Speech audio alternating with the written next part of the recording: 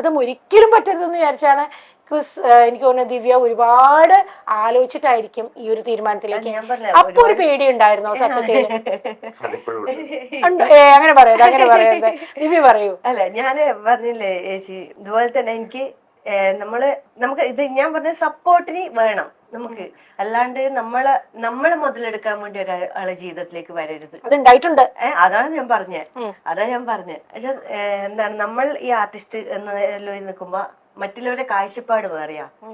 നമ്മളാണെങ്കിൽ പൊട്ടന്മാര് സ്നേഹത്തിന് വേണ്ടി അല്ലേ, നമ്മൾ പെണ്ണെന്ന് പറയുന്ന വർഗം അങ്ങനെയാ. ആണുങ്ങൾ ഒരു സ്നേഹം കിട്ടാത്തവര് ഒരു സ്നേഹം ആരെങ്കിലും തരുവോ എന്ന് വെച്ചാൽ നല്ലോണം സ്നേഹിക്കണ്ടല്ലോ.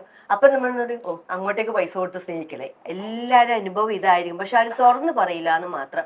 അവൻ നല്ലോണം സ്നേഹിക്കണ്ടല്ലോ എന്നെ, ആടാ ഒരു 5000 ഉണ്ടാ, അയ്യോ എനിക്ക് ഇങ്ങനെ ബുദ്ധിമുട്ടാണ്, എന്താ ചെയ്യാ, കടം അവിടെ കട മതിയാന്ന് കടമുണ്ടാ. അപ്പൊ നമ്മളെന്താ പറയാ, അത് നോക്കൂ, നമ്മള് കടം വാങ്ങി അങ്ങോട്ട് കൊടുക്കുക, സ്നേഹമല്ലേ കിട്ടുന്നത്. അതാണ് അവസ്ഥ. നമ്മള് ശരിക്കും പറഞ്ഞ പൊട്ടന്മാരായി, പെണ്ണുങ്ങളെന്ന് പറഞ്ഞ പൊട്ടന്മാരാ. അപ്പൊ ആയിക്കോട്ടെ, പൊതുവെ സത്യമാണ്, ഒരു വലിയ സ്റ്റേറ്റ്മെന്റ് ആട്ടോ. അതിന് വളരെ സിമ്പിൾ ആയിട്ട് പറഞ്ഞതാണ് ദിവ്യ. നമ്മളൊക്കെ പറയുന്ന വലിയ സ്റ്റേറ്റ്മെന്റ് ഒന്നും അല്ല, സത്യസന്ധമായിട്ടുള്ളത് പറഞ്ഞു. ഒരു കാര്യം കൂടെ പറയാം, ഒരു ഹ്യൂമൻ അത്രയേ ഉള്ളൂ. അത് പെണ്ണാവണമെന്നില്ല.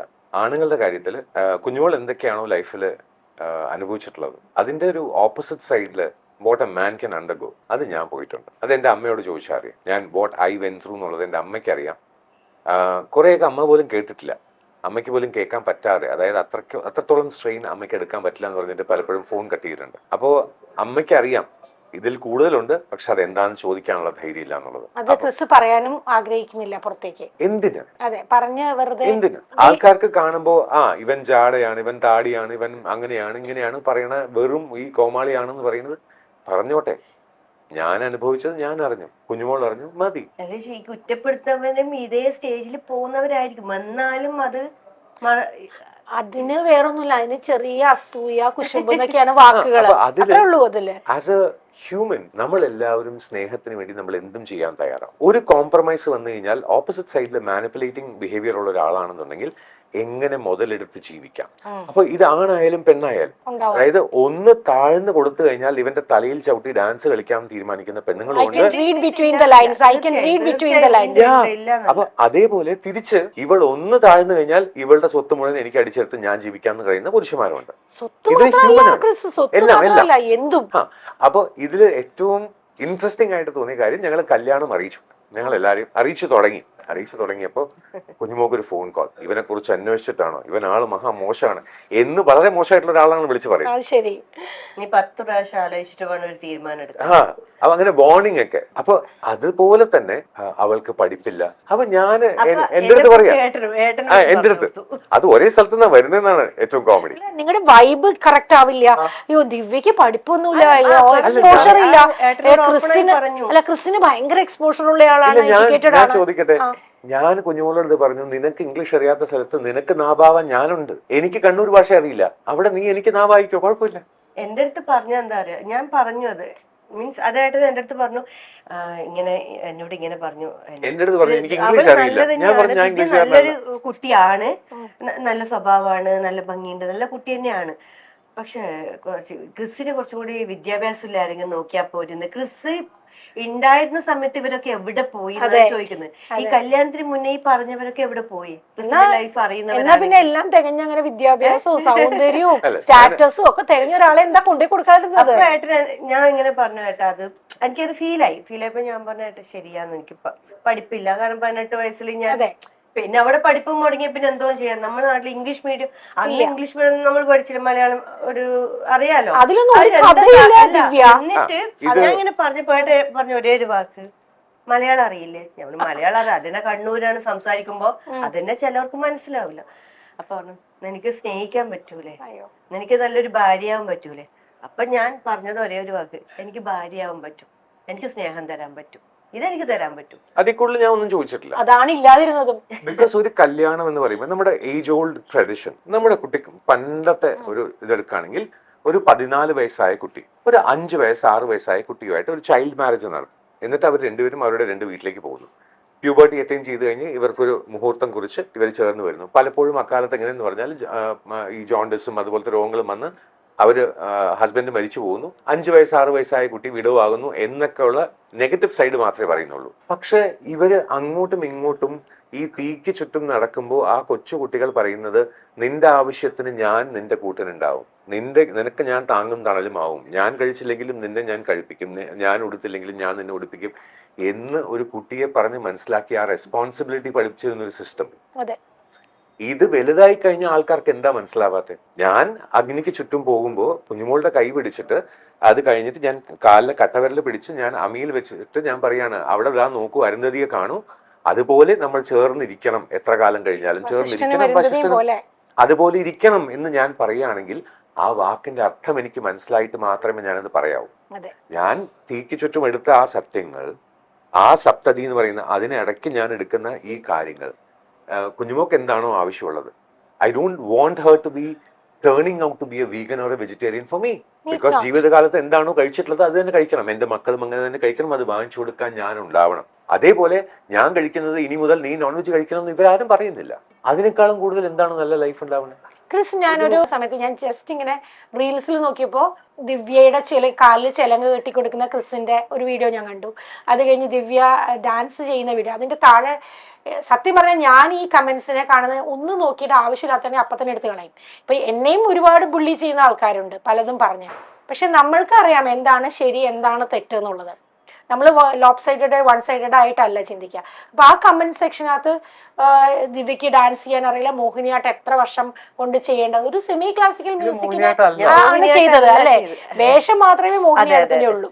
അപ്പോ ഞാനപ്പോ അത് എനിക്ക് തോന്നിയ ഒരു കാര്യം ഇതാ, നമ്മൾക്ക് ഇഷ്ടമുള്ള കാര്യം ചെയ്യുക, നമുക്ക് അറിയുന്നത് പോലെ അത് ചെയ്യുക, അത് ആസ്വദിക്കേണ്ടവർക്ക് ആസ്വദിക്കാം, വേണ്ടാത്തവർക്ക് ദേ ഹാവ് ഓപ്ഷൻസ്.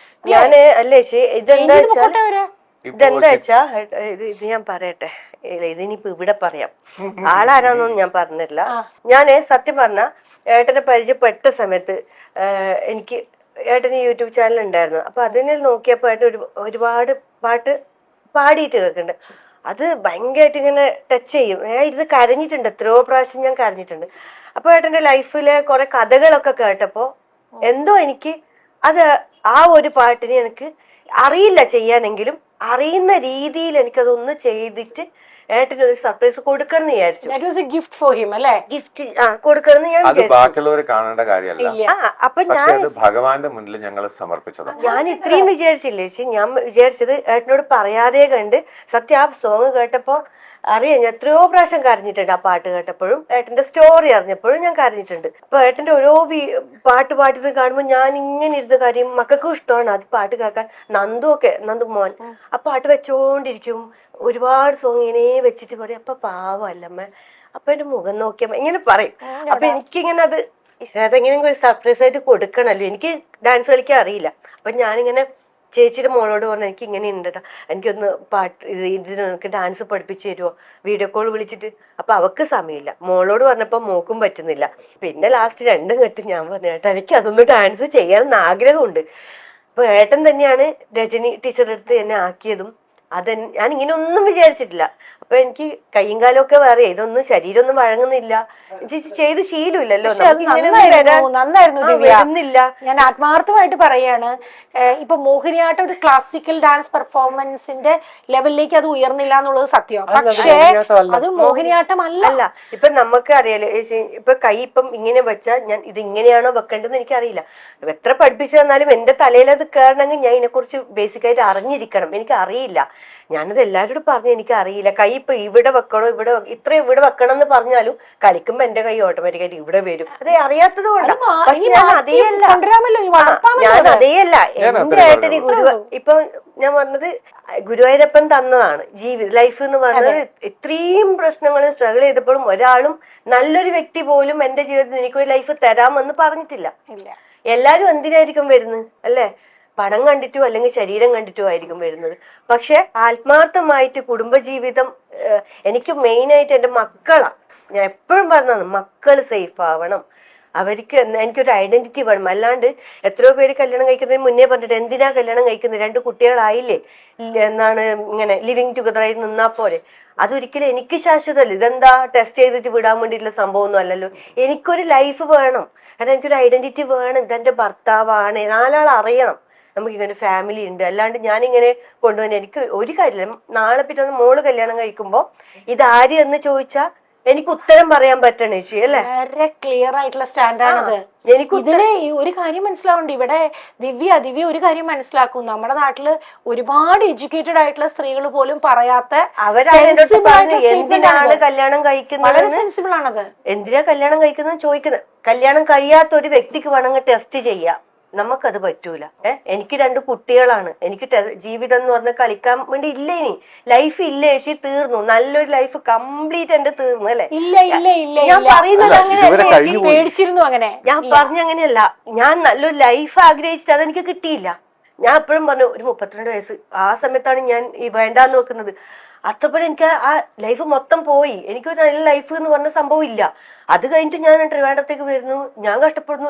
അപ്പോഴും മക്കളെ കുറിച്ച് ഓർത്തിട്ടാണ് എനിക്ക് ടെൻഷൻ. വീടില്ല, വാടക കൊടുക്കണം, അതടക്കണം, ഇതടക്കണം. കിട്ടുന്ന ചിലപ്പോ ഒരു മാസം വർക്കേ ഉണ്ടാവൂല, 2 മാസം ഉണ്ടാവൂല. ഈ സമയത്ത് ഞാൻ പറയുന്നു, എനിക്ക് എന്നെ ബിന്ദു അമ്മ പത്തനംതിട്ടയിൽ ഇപ്പം ഏട്ടന്റെ വൈഫായിട്ട് ചെയ്യുന്നത് ബിന്ദു അമ്മയാണ്.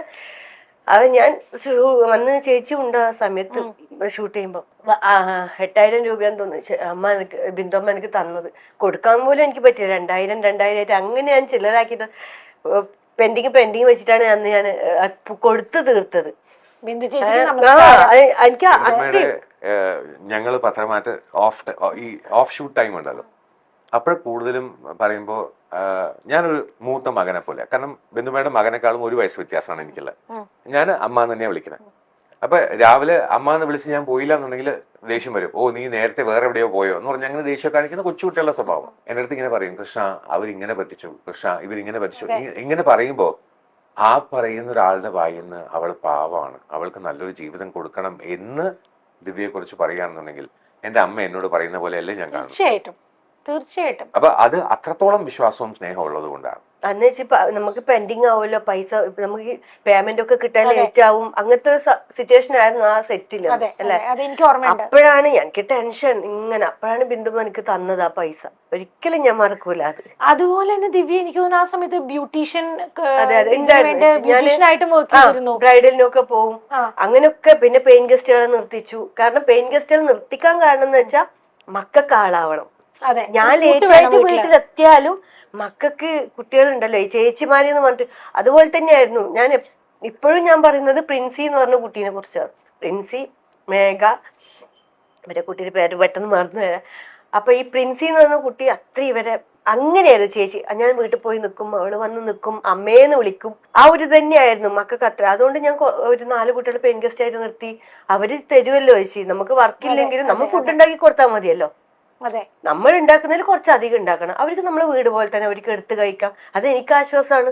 ഞാൻ ഷൂട്ടിന് പോയിട്ട് വരുമ്പം എന്റെ മക്കൾക്ക് വീട്ടിൽ ആളുണ്ട്, കൂടെ പുറപ്പുകളെ പോലെ ആളുണ്ട്. 2 വാക്ക് പറഞ്ഞു കൊടുക്കാൻ അതിന് ആളുണ്ട്. പക്ഷെ അവരൊക്കെ വലിയ പഠിക്കുന്ന മക്കളാ, എനിക്കതില്ല. പിള്ളേർക്ക് പറഞ്ഞു കൊടുക്കാൻ പറ്റുന്നില്ല. അങ്ങനെയൊക്കെ ഇല്ല. ഇപ്പോഴും ഞാൻ പറഞ്ഞത് ഞാൻ നന്ദു എനിക്ക് പറഞ്ഞു കൊടുക്കാനോ അതിനുള്ള വിദ്യാഭ്യാസം ഇല്ല. അപ്പൊ മറ്റുള്ള കുട്ടികൾക്ക് ഇങ്ങനെ ഇംഗ്ലീഷും അറിയതെല്ലാം പഠിക്കുമ്പോ എനിക്ക് വിഷമാണ്. ഞാനിങ്ങനെ ആയതുകൊണ്ടല്ലേ എന്റെ മക്കൾ ഇങ്ങനെ ആയത്. ദിവ്യ കരയരുത് ദിവ്യ ഭാഗ്യവതിയാണ്. അത്രയും വേദനകൾ അനുഭവിച്ചിട്ട് അവസാനം ദിവ്യക്ക് ഗുരുവായൂരപ്പൻ വിളിക്കുന്ന ആ ഭഗവാൻ തന്നെയാണ് ഇത്രയും നല്ല ഒരു ജീവിതം തന്നത്. ഇനി കരയരുത്, ദയവ് ചെയ്ത് ഇനി കരയരുത്. ഞാൻ ലെറ്റ് മീ ആഡ് സംതിങ്. നമുക്ക് തിരുക്കുറലില് ഒരു സ്റ്റേറ്റ്മെന്റ് ആണ്, ഈന്ത്ര പൊഴുതൻ പെരുതുവക്കം തൻ മകൻ സാൻറോൺ എന്ന് കേട്ടതായി. ഒരു അമ്മയ്ക്ക് കുഞ്ഞ് ജനിക്കുമ്പോൾ ഉണ്ടാകുന്ന സന്തോഷത്തിനേക്കാൾ വലുത് ആ മകൻ അല്ലെങ്കിൽ ആ മകൾ നല്ലവളാണെന്ന് മറ്റുള്ളവർ പറയുമ്പോഴാണ്. തീർച്ചയായും. അപ്പോ അതില് എന്റെ മക്കൾ അങ്ങനെ വളർന്ന് കുഞ്ഞുമോക്ക് നല്ല പേര് എടുത്തു കൊടുക്കും എനിക്ക് തീർച്ചയുണ്ട്. കാരണം അത്രത്തോളം ജീവിതത്തില് കുഞ്ഞുമോൾ അവർക്ക് വേണ്ടി സാക്രിഫൈസ് ചെയ്തിട്ടുണ്ട്. ഞാനിപ്പോഴും ഞാൻ ദേവിയോട് മോനോട് ഞാൻ ചോദിക്കാറുണ്ട്, നീ ഇപ്പൊ ഈ ചെലവാക്കിയത് എത്ര ആണെന്ന് അറിയാമോ? ഇപ്പൊ ഇത്ര പാക്കറ്റ് പാല്, അതായത് ഇത്ര ദിവസം പാല് വീട്ടിൽ വാങ്ങിക്കുന്ന അത്രയുമാണ് ഇത് ചെലവായി പോയത് എന്നൊക്കെ പറഞ്ഞ് മനസ്സിലാക്കുമ്പോൾ maybe he's getting to understand എനിക്ക് ഈ അമ്മ എന്താണ് എന്ന് അവർ മനസ്സിലാക്കണം. പലപ്പോഴും ഇക്കാലത്തെ കുട്ടികൾക്ക് അമ്മമാരെന്ന് പറയുന്നത് അവർക്കൊരു ഇറ്റ്സ് മോർ ലൈക്ക് എ പിൻകുഷൻ. അവരുടെ ദേഹത്ത് വരുന്ന സൂചിനെ കുത്തി മാറ്റാനുള്ള ഒരു പിൻകുഷൻ മാത്രമായി പോകുന്നു അമ്മമാര്. ഞാൻ നേരത്തെ പറഞ്ഞ സ്റ്റേറ്റ്മെന്റിൽ ഈன்ற പൊഴുതിൻ പെരുതുവക്കം തൻ മകൻ സാന്ത്വനേന്റെ കേട്ടതായി എന്ന് പറയുകയാണെന്നുണ്ടെങ്കിൽ എന്റെ അമ്മയ്ക്ക് ഞാൻ ജനിച്ചപ്പോൾ ഉണ്ടായ സന്തോഷത്തിനേക്കാൾ കൂടുതൽ ഏത് ഗുരുവായൂരപ്പന്റെ മുന്നിലാണോ ഞാൻ എന്നെ പ്രഗ്നന്റ് ആണെന്ന് അമ്മയെ അറിയാതെ ചെന്ന് പ്രാർത്ഥിച്ച ആ സമയത്ത്, അങ്ങനെയാണ് എനിക്ക് കൃഷ്ണൻ എന്ന് പേരിടുന്നത്. ഗുരുവായൂർ വെച്ചിട്ടാണ് അമ്മ അറിയുന്നത്. അപ്പൊ ആ സന്തോഷം എന്റെ മകള് കൃഷ്ണനായിട്ട് ഇന്നലെ കളിച്ച ഡാൻസ്, കുഞ്ഞുമോൾ ഇന്നലെ കളിച്ച ഡാൻസ്, അത് കണ്ട് അമ്മയ്ക്ക് പണ്ട് ഡാൻസ് കളിക്കണം എന്ന് ആഗ്രഹം ഉണ്ടായിരുന്നു. അമ്മ പണ്ട് ഡാൻസ് കളിച്ചിട്ടുണ്ട്. അപ്പോൾ അമ്മയുടെ കയ്യിൽ നിന്ന് ചെലങ്ക വാങ്ങിച്ചു. ഞാനത് പറഞ്ഞത് അതുകൊണ്ട് തന്നെയാണ്. എനിക്ക് ലൈഫിൽ ഒരു ഫുൾ സർക്കിൾ വരണം എന്നുണ്ടെങ്കിൽ അമ്മയ്ക്ക് ഒരു ഗുരുസ്ഥാനത്ത് നിന്ന് ചെലങ്ക എടുത്ത് കൊടുക്കാനുള്ള ഒരു അവസരം അത് എന്റെ കുഞ്ഞുമോളും മോളും സാധിച്ചു. അത് കർമ്മ എന്ന് പറയുന്ന ഒരു കാര്യത്തില് നമ്മൾ എല്ലാരും ഞാൻ വിശ്വസിക്കുന്നുണ്ട്. അതുകൊണ്ട് തന്നെ ആയിരിക്കാം അതിങ്ങനെ കറങ്ങി തിരിഞ്ഞ് അതിലെടുത്ത്. അതേപോലെ കുഞ്ഞുമോക്ക് എന്താ കുടിക്കാൻ വേണ്ടി ജ്യൂസ് വേണം എന്ന് പറഞ്ഞ് ജ്യൂസ് വാങ്ങിച്ച് വരുന്ന സമയത്ത് ഒരു ബോട്ടിൽ റോസ് മിൽക്ക് വാങ്ങിച്ചു കൊടുത്തു. കാരണം അമ്മ പണ്ട് ഹോട്ടലിൽ വന്നിട്ട് റോസ് മിൽക്ക് കുടിക്കാമായിരുന്നു പറഞ്ഞ് കരഞ്ഞൊരു കഥ ഞാൻ എഴുതിയിട്ടുണ്ട് ഒരു ബുക്കിൽ. അപ്പോ എനിക്ക് these moments are very special to me. Kunjumol എനിക്ക് തരുന്നത് എന്താണെന്ന് കുഞ്ഞുമോൾക്ക് അറിയില്ല. കാരണം ഞാൻ ഒരു ആയുഷ്കാലം മുഴുവനും ഞാൻ ലോകം മുഴുവനും എല്ലാവരുടെ എല്ലാ ഋഷിമാരുടെ അടുത്തും സന്യാസിമാരുടെ അടുത്തും തെണ്ടിയാലും കിട്ടാത്ത സന്തോഷം ചുമ്മാ ഇങ്ങനെ ഒരു പ്ലാറ്റർ വെച്ച് തരികയാണ് കുഞ്ഞുമോൾ. അപ്പൊ അത് എന്താണെന്നുള്ളത് may be she will understand later. അതിനപ്പുറത്തേക്ക് എനിക്ക് വേറെ കിട്ടാനൊന്നുമില്ല, ഒന്നും കിട്ടാനില്ല. ക്രിസ് എല്ലാം ഉണ്ടായിട്ടും ഒന്നും ഇല്ലാത്ത പോലെ ജീവിച്ചിരുന്ന ആളായിരുന്നു. ഇത് ഞാൻ നേരത്തെ പറഞ്ഞ ആ സ്റ്റേറ്റ്മെന്റ് തന്നെ ഈ ബാക്കി കുഞ്ഞുമോളെ ദ്രോഹിക്കാനോ അല്ലെങ്കിൽ എന്നെ ദ്രോഹിക്കാനോ സമയം കണ്ടെത്തിയ ആ മഹത് വ്യക്തികൾ, ഞങ്ങളുടെ ജീവിതം പഠിപ്പിച്ച ആൾക്കാർ, അവരുടെ ലൈഫിലൊന്നും ആലോചിച്ചു. സത്യം, അവരെന്റെ ഗുരുക്കന്മാരാണ്. ഈன்ற പൊഴുതിൻ പെരുത്തുവക്കം തൻ മകൻ സാന്ത്വനേന്റെ കേട്ടത് ഞങ്ങളുടെ വായിൽ നിന്ന് പറയുന്ന ഞങ്ങൾ അനുഭവിച്ച കഷ്ടങ്ങൾ കേൾക്കുമ്പോൾ അവരുടെ അച്ഛനമ്മമാർക്ക് അത് മാനക്കേടാണ്. അവർ ചെയ്തത് തെറ്റാണ്. അവരുടെ കാർമിക് സൈക്കിൾ ആലോചിക്കുമ്പോൾ എനിക്ക് അവരുടെ വിഷമം തോന്നും. കാരണം അവരിനി എത്രത്തോളം കഷ്ടപ്പെടാൻ പോകുന്നു എന്ന് അവർക്ക് അറിയില്ല. തിരിച്ച് കാരണം അത്രത്തോളം വിഷമിപ്പിച്ചിട്ടുണ്ട് ഞങ്ങൾ രണ്ടുപേരെയും, ഞങ്ങളുടെ മക്കളെയും. എന്റെ മോക്ക് സുഖമില്ല എന്ന് പറഞ്ഞ് ഞാൻ അവിടെ എത്തുമ്പോ അവിടെ ആ കുഞ്ഞ് ആഗ്രഹിക്കുന്ന ആകെ ഒരു കാര്യമുള്ളൂ, ഞങ്ങൾ രണ്ടുപേരും അടുത്തുണ്ടാവണം, കൈ. എന്റെ മോന് ഹോസ്പിറ്റലിൽ ചെന്ന് കഴിഞ്ഞാൽ സൂചി കാണുമ്പോൾ പേടി വരുമ്പോൾ വിളിക്കുന്ന എന്നെയാണ്. ഞാൻ ഈ വഴക്ക് പറയണ ഞാനാണ്. ഞാൻ എന്റെ മോനെ വഴക്ക് പറയുന്ന സ്നേഹം കൊണ്ട് വഴക്ക് പറയണതാ. പക്ഷെ അവന് സൂചി കണ്ട് പേടിക്കുമ്പോ എന്നെ തന്നെയാ വിളിക്കുക. അപ്പൊ ഞാൻ പറയണ ഇത് എന്തോന്ന് പോവാൻ എന്ന് ചിരിച്ചു കളയുമ്പോൾ ഹിൽ ബി ഓക്കെ. അപ്പൊ എവിടെയോ എനിക്ക് കിട്ടുന്ന ഈ സന്തോഷം. അച്ഛൻ ഹീസ് ഓൾമോസ്റ്റ് ഇപ്പൊ 86 അമ്മ 74. അപ്പൊ ആ പ്രായത്തില് അവര് രാത്രി 10 മണി വരെ ആ ഗുരുവായൂരപ്പൻ ഓഡിറ്റോറിയത്തിൽ നിന്ന് പ്രോഗ്രാം കണ്ടിട്ട് ഞങ്ങളുടെ കൂടെ ഫോട്ടോ എടുക്കാൻ നിൽക്കുമ്പോൾ എന്റെ ലൈഫ് ഫുള്ളായി. അമ്മ പണ്ട് ഡാൻസ് കളിക്കണം എന്ന് ആഗ്രഹിച്ച അമ്മയുടെ